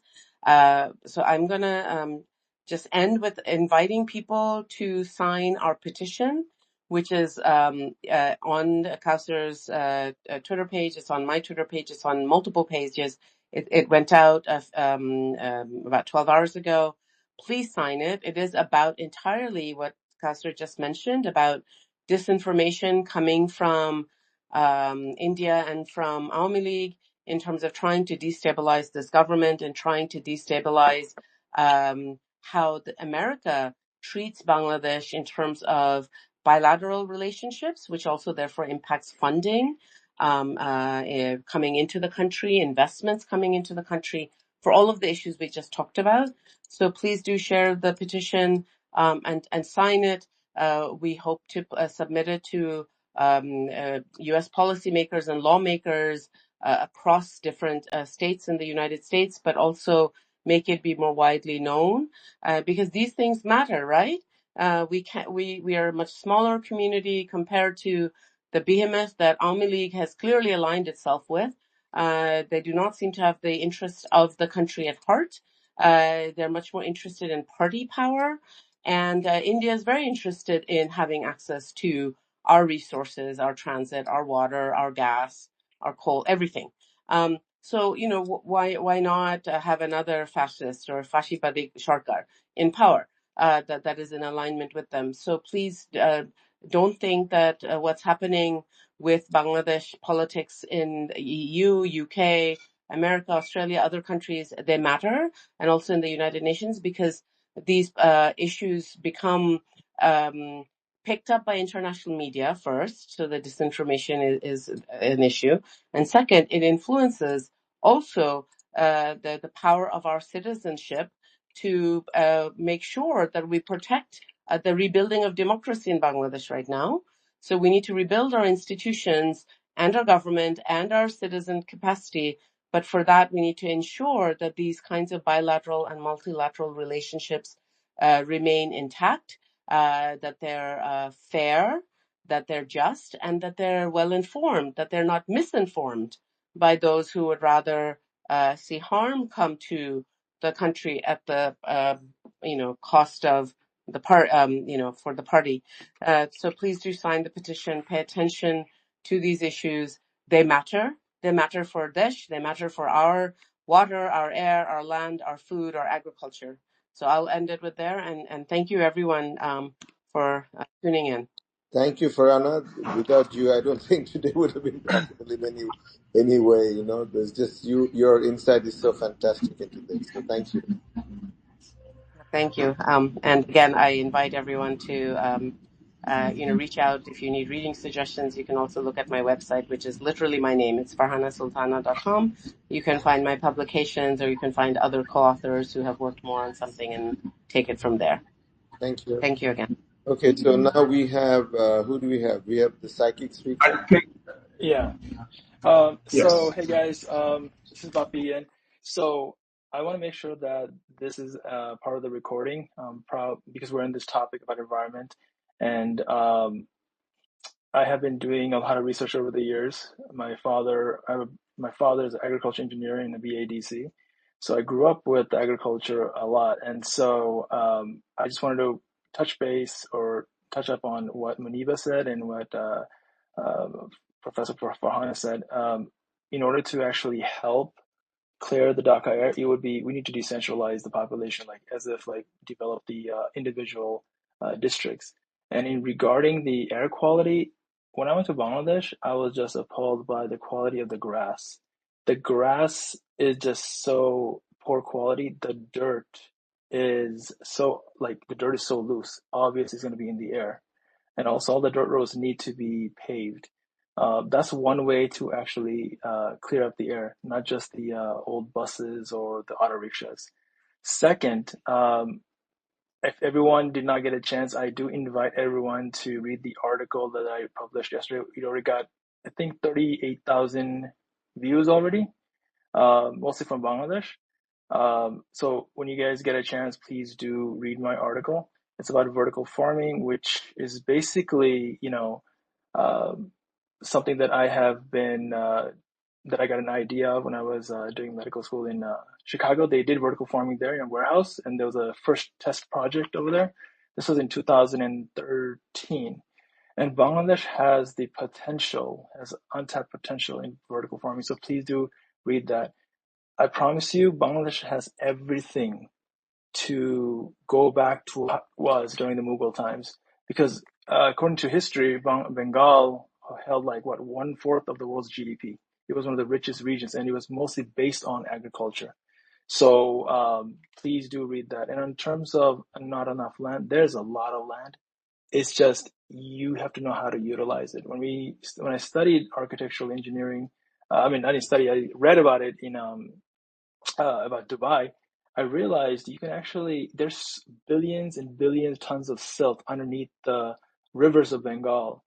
That silt, if you actually harness it and use it properly, you could expand the land of Bengal. Like you can expand Bangladesh land. And one of the things was, creating gigantic cement cylinders, open cylinders, put them onto the rivers and put silt on it. Not the rivers, I'm sorry, in the coast, and put silt on it and have them interlock. That way you actually expand the landmass of Bangladesh. And no one's gonna say anything of whose land it is because no one really claimed land that wasn't there. Of course, the environmental assessment has to be done, so no ecological damage will be made. But another thing is, I did create something called Pro Relief Foundation, which is supposed to be Probashi Foundation. It is IRS did allow me to give a 501c3 status, so it's a nonprofit organization, and the whole point of that foundation was to sponsor projects in Bangladesh, sponsor medical bills or whatnot. I have been using that as a way to sponsor the medical bills for the students from the protest. Of course, it's just me and a few people, but anyone is welcome to join and use that to sponsor startup projects such as vertical farming. And so I just want to actually talk about how us as Probashis, we have the resources to initiate the change in Bangladesh. In Bangladesh, they have so much difficulties. They have so much struggling. And even though, if we have relatives there, we give them money, they still have day-to-day struggles. And so it's really up to us to start the initiative to actually make things happen. And for me, vertical farming is one way that, I thought, hey, we could just use or go to a random poor farmer and give them one space of or one level of the farm and tell them, hey, can we lease your land? And you can actually have one yield or one plot or one floor of yield to yourself as a profit. It's just an idea. I have to do a lot of write-ups on that. I did also research in energy production. There is a way to create clean water. Even though I studied medicine, I also have a background in chemical engineering. That's part of my pre-medicine, and I will tell you something that Bangladesh has the potential to produce clean water by harnessing the power of the sun. It's called, I'll go into details later, but I just want to let you guys know that this is something that we can talk about later on. But I just want to put this conversation or what I had to say in this recording so we can go back to it if we need to, just in case I forget to mention it in the future. And that's my 2 cents. Can I just add to that? There's it's a very complex, fragile ecosystem along the coast. And there's also a lot of, the chores, right? They come and go. And then we have tropical cyclones. So the conversation about extending landmass has been going on for a long time. So I think the engineering approach might be very limited if you do not also integrate insights from, forestry and geology and, environmental justice. And in terms of looking at the actual way the delta subsidence works. So wanted to quickly note that yes, we do have a lot of know-how, but I keep saying this repeatedly. We need to have very integrative and cautious approaches because Bangladesh has been subjected to so many ad hoc projects. Let's do this, let's do that. And we have a lot of very talented people. And absolutely, we can do what you're saying. We can have clean water. We can have more productive land. We can have better healthcare, better air quality. It is about taking innovation, new ideas, and then also making sure that it isn't just unidirectional, because innovation can often come from one field and after the fact, like for instance, big dams, very popular. And then people realize that big dams have very bad lower downstream impacts on ecosystems, on people, on the floor bed of the river. It silts up, it becomes less shallow, so therefore it's more flood prone. So these are post facto evaluations findings, so we can use those kinds of findings to make sure we don't make mistakes. We use our ingenuity. We have tons of ingenuity. We have a lot of innovation. We have a lot of people who are very eager to participate, to help, to get together. So I appreciate the ideas that you just mentioned. I just wanted to encourage people to also look at it in a multidisciplinary, in a transdisciplinary way, so that it is, we don't have to then do the post facto evaluation and find that there are other issues that are, and because this is always a balancing act. It is always a balancing act, and Bangladesh is uniquely challenging because of its location. It's the second largest delta in the world. It is an active delta. It's a tropical monsoonal cycle, space, right? And it also, yet at the same time, it has some of the most ingenious people, very highly adaptive, highly able to be figure problems out, be resilient, respond to them, come up with new solutions. But often the problem is capital and finance, or other kinds of politics. So I will just keep reminding people to collaborate, to share ideas, and to recognize that whatever we put out there, there's going to be critique. There's going to be other people with other knowledge who will find problems with our approach, and we need to be open-minded to that so that we can integrate those insights and make an approach more robust, because none of us knows everything all the time. And that's me saying saying that, having been, worked across research, policy, activism, and then having a PhD in all of this. I'm still always learning. All of us are always learning, and we have to have that kind of open mindset. And I absolutely have to go because it's been 2 hours that I've been here. Thank you all. See you next time. Okay. Thank you. We take a couple of more questions and then we'll call it a day. Who, me or you No, guys? you, to the others. Oh, others. Okay. Yeah. Bye from me. Bye. Bye. Is there anyone who wants to ask a question? I don't see anybody's waiting in line to ask. I think to a be lot a of the speaker people at the who wanted moment. to talk left because it got so late. Yeah, I think right now 45 of us on that space.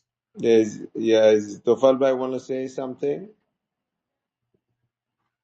No, I'm good. I learned a lot. Really, really fascinating discussion. Thank you for hosting it, but no thank you. Yeah, Apart from that, I yeah. mean, I think just one thing I'll add. Bangladesh has got two major issues in the future. The first is earning foreign currency. It's a massive country problem. So anything we do, think about how can it earn foreign currency. That was my idea in agriculture, therefore, about not necessarily feeding ourselves, but producing organics for overseas and then import all the stuff we eat, maybe. So, and then the second thing we have, the major problem we have, is job creation. So anything we do needs to create jobs. So I said it the wrong way around. The country needs to create lots of jobs that creates foreign income. That's the core business challenge or the core challenge facing the country over the next 5 years if we're going to succeed or not. And I think all of this needs to be framed within that. Thanks. I wanted Trish to come in for a second. Is she available now or she did? Uh, Trish, can you hear us? yeah, Hi, Trish. Trish, Trish did not request to be a I wanted speaker her to yet. talk about her New Hampshire that legislation that was going. Yeah. So that would have been Muniba. Do you know much about that? That because since we are here, people need to know all the different things we're doing. They know about the petition. So we'll again request everybody who's listening in to go sign it because and share it with their friends and get people to keep signing. And this is what you're seeing, through the spaces is something that that is there for us to attract people to our cause, to the community. But then we are doing all these different things. The petition drives are just a start of that. We'll be doing many different things in the US. So if that's successful there, then we have friends who want to, copy our model and try that in the UK perhaps. So it's very, very important that, the current petition drive is successful. So is Trish there or no? No, I don't see her as a speaker. I don't see Muniva either. And Mujahir, probably she'll ask. okay, Mujahir, would you like to speak? Because you're very insightful. Maybe you may have one or two, things to say. Hello? Hey, Mujahid, you have to send us an invite so that we can accept you as a speaker. I see Mustaq has requested. Mino. Okay. Yeah, Yeah, I just saw someone. Yeah, yeah. So we'll take one or two questions and then we'll call it a day. sure. Mustaq, you're on. Thank you for the hosting this space. I just came later so that I don't get all the points what discussed. I'll check it out later on. But one question, we are talking about the foreign currency. So I see that lots of grocery shop in the whole world, actually, the Europe, America, or everywhere, our Bangladeshi grocery shops. So I find out in the Europe that maximum grocery shops they are like to keep Indian, Pakistani products, imported products in their shop basically. But it's ultimately Bangladeshi shop, but they don't bring Bangladeshi items so much. So I don't know what is the behind. I discussed with some of the owner there. Um, uh, they just tell me that it's easy to access and easy to source the product. So if we have the very good company, for example, Radoni, Square, the Pran and so much companies they're exporting the Middle East very much, but they are not targeting Europe and America. It can be a huge opportunity for Bangladesh to achieve foreign currency exporting the food item, because uh, um, it's a direct go back to the country, right? So how can we encourage the small shop owner or grocery owner in around the world to import Bangladeshi products? I want to know, or if is there anything we can do together? Just that's my questions. Or and also I have the questions. So we're discussing lots of stuff. So can we make a action, like if we can do anything specific, like it's very small step we can step up, right? So if we start to step up, or from our own area or anything, we can make it a panel or anything, or any team that we can do anything action which will be help our country.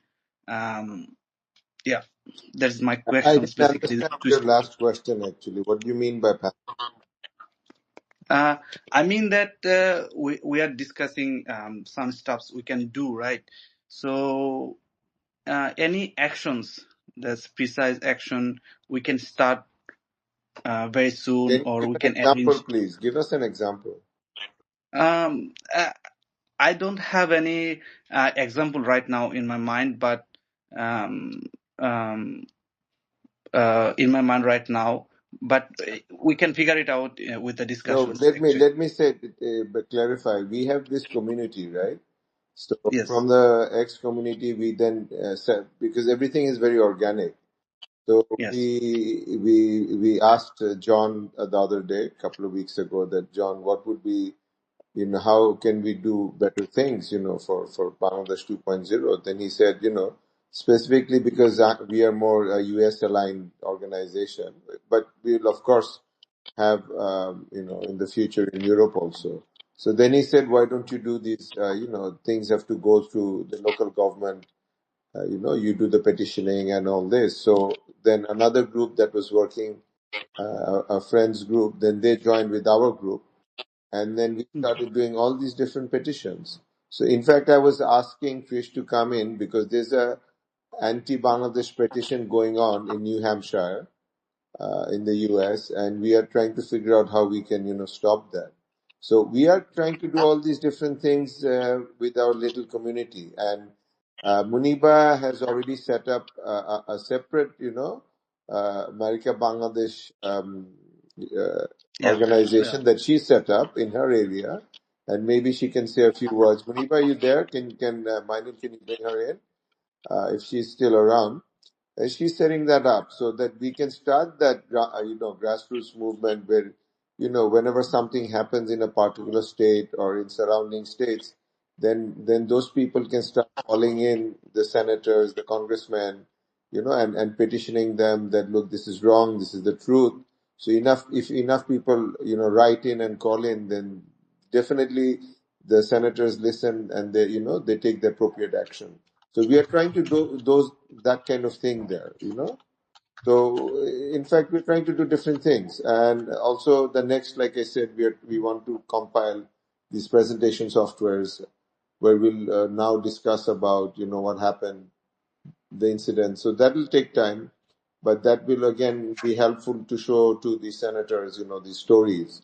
If you have testimonials, that story as a package, if you take and show to these people, to certain senators that, look, here's the reality. So we can do small segments and put them together, show them. So we are trying to do these, small things, but when you put them together, they'll be very big. So, you're free to join us. We have a friend from Netherlands called Mahfouz. He's already joined in, and he's giving us very good, advice. Wouldn't you say that, Mino? Yes. And then I we think also have Muniba's. Mujair from Pakistan.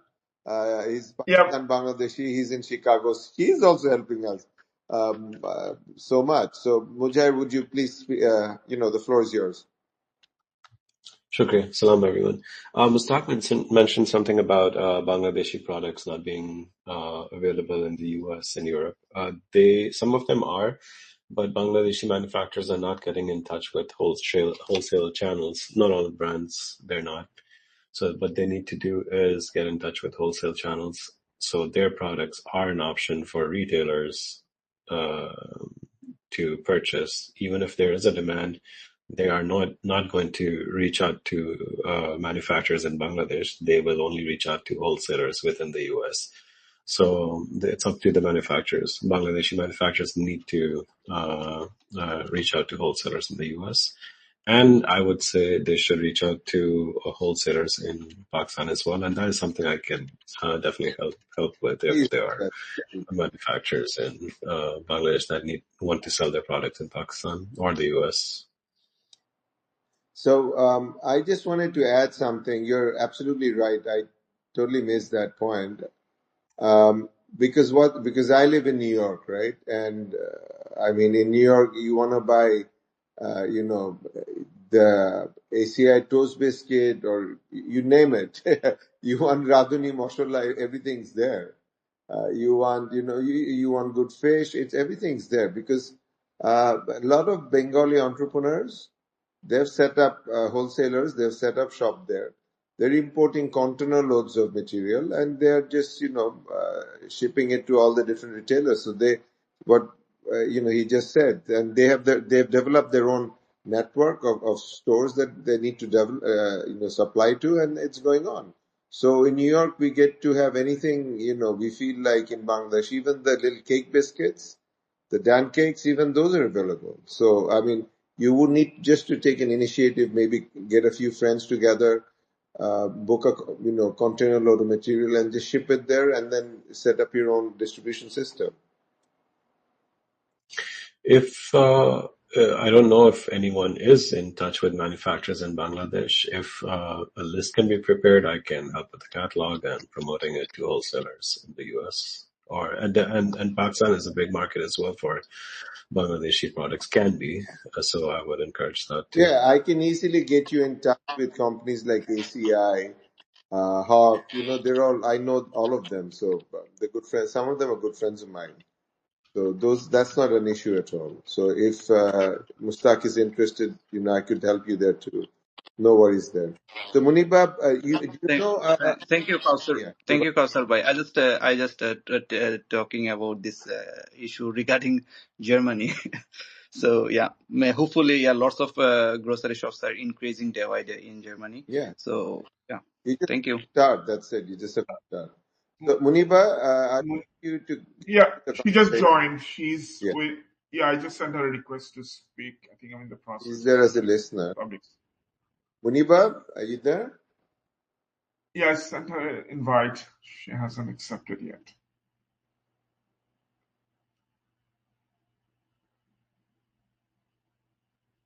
We can have. I think Rose is there, so you can ask her to. Yeah, then we can have. Yeah. Yeah.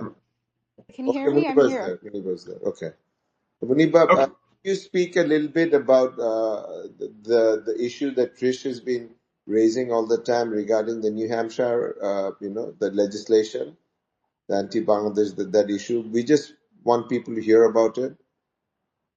So I spoke with her last night about this. She mentioned, is it okay if I speak in Bangla as well? Yes, go ahead. So, I'm sure most people here understand Bangla. no problem. So from what I understand, bollo je state level there is a Republican state representative, New Hampshire. He's pushing for new policy on.